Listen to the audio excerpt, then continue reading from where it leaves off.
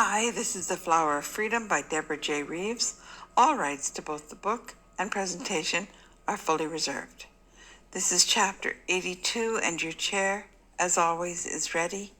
And we're hoping you'll take these few minutes to rest and relax without your burdens.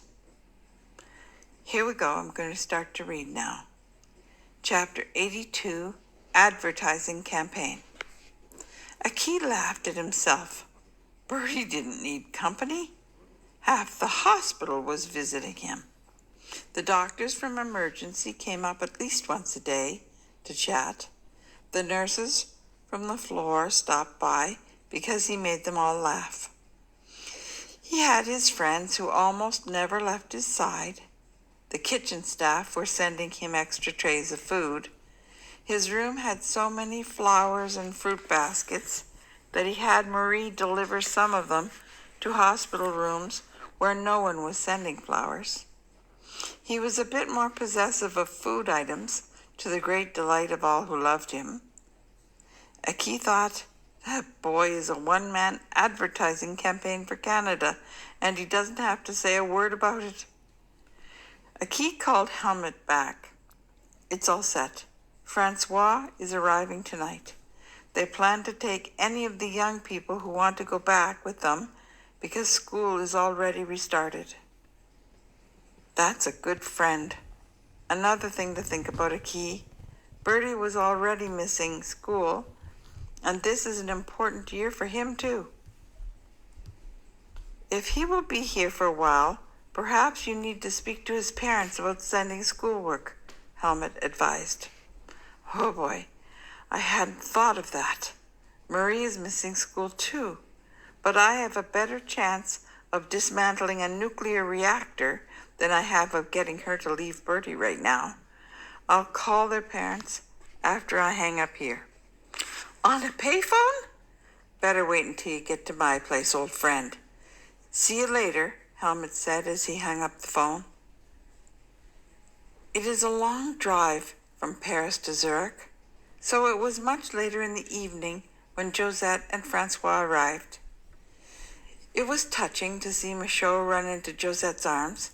Suzette thought that it was suddenly possible to see what he must have been like as a little boy. Marie and Suzette had discussed the offer of returning to Paris. Marie was staying in Zurich, but she said that even though it was completely Suzette's decision, she felt that Michaud took such comfort from Suzette's stabilizing presence that it would be very kind if she went back with him. More selfishly, Marie told her friend, you can get all the notes that I'm missing from our classes. The decision was made, and Michaud was over the moon about it. Philippe had been quiet, the quiet one in the background, all the while Bertie was recovering. He ran any errands, looked out for what others needed, and he always took a back seat when someone else wanted to visit Bertie. But now, when he was offered the chance to go back to Paris, he was adamant. He was not leaving. Others were surprised, but Bertie wasn't. Still waters run deep, was all that Bertie said. Before the Gagnon family arrived, Aki called Oscar and Colette. He's doing amazingly well. I can hardly believe it. He's a one-man advertising agent for the good life in Canada.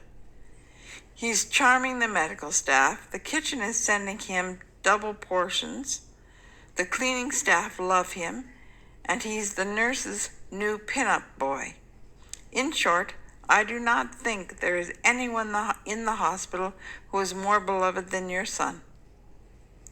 On a more serious note, his neurological exams are looking good. The wrist and the fingers will take the time they take. The swelling in his eye has gone down, and it's more yellow than purple now. His vision has not been impaired, but there is a slight misalignment on the eye socket where it fractured.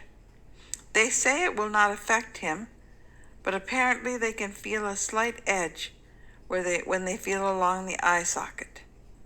Oh, and his nose is not quite as straight and narrow as it was, but he's still ruggedly handsome, so much so that the nurses are visiting to swoon," he finished with a chuckle. "Marie says that it's the same Bertie, exactly the same Bertie, and she's the real expert opinion that I rely upon. What I really need to discuss is his homework. They don't think he should fly for 2 weeks, and I know that this is an important year for him, so what shall we do? Remember, writing is not going to be easy for him for a while." Oscar reported that Bertie had been so excited about his trip that he had worked ahead for more than a month before he left for Switzerland, even before the teachers gave him his work. He had turned in assignments beyond when he had expected to return. So if he could not fly back for 2 more weeks, he would only be 1 week behind, even if he did nothing more. Colette said that she would speak to his teachers, and if they wanted him to have work, she would mail it priority post to Helmut and Helga's house, if they were still going to be there. "When will he be discharged?" asked Colette. "They think they will discharge him by the end of the week. I think they could probably discharge him now, but the nurses might go on strike," Aki joked. The pleasant conversation drew to a close, and Aki called Marie to the phone to speak with her parents. He watched as she spoke to them. Her words seemed to comfort them more than his did, but it went the other way as well. He loved to see her refill on their love. Something happened to her that others might not have noticed. Maybe she did not even notice it herself. But after she spoke with them, she was always simply more herself, more sparkling, more calm, more happy, more confident. It did his heart good to see it. Not long after she hung up the phone, Francois and Josette arrived. There was a nice meal. Dietrich took the young people back to the hospital until the ward's closing time.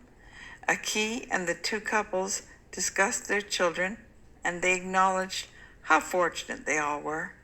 After the young people got back, they wandered off upstairs, and the women did as well. That's the end of chapter 82.